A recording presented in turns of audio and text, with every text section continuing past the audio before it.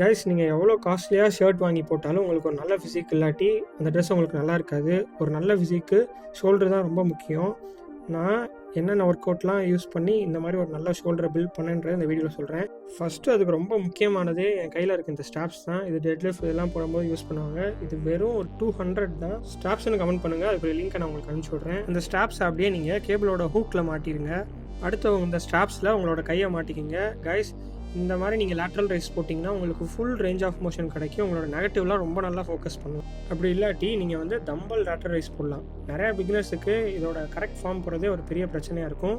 நிறையா பேர் இதில் உங்கள் ட்ராப்ஸை யூஸ் பண்ணி ஹிட் பண்ணுவாங்க. அப்படி பண்ணாமல் உங்களோட ஷோல்டர் டவுன் பண்ணிவிட்டு ஸ்லோவாக ஃபோக்கஸ் பண்ணிங்கன்னா உங்களுக்கு நல்லா ஹிட் ஆகும்.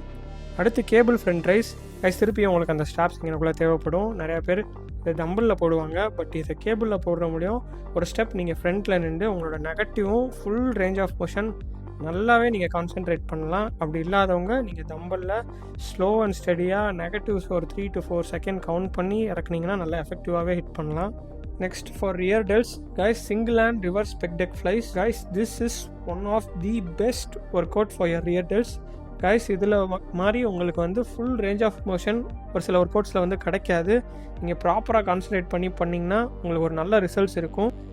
இந்த ஒர்க் அவுட் எல்லாமே வித் ப்ராப்பர் டயட் அண்ட் ரெக்கவரியோடு நீங்கள் பண்ணிங்கன்னா within 3 to 2 months you will have a very good shoulder. இந்த ஒர்க் அவுட் ரோட்டீனோட செட்ஸ் அண்ட் ரெப்பும் அப்புறம் எப்படி அதை ப்ராப்பராக ஹிட் பண்ணணும் அப்படின்றதும் ஸ்ட்ராப்ஸோட லிங்க்கும் வேணும்னா ஸ்ட்ராப்ஸ்ன்னு கவுண்ட் பண்ணுங்கள். நான் டேரெக்டாகவே உங்களுக்கு டிஎம் பண்ணுறேன்.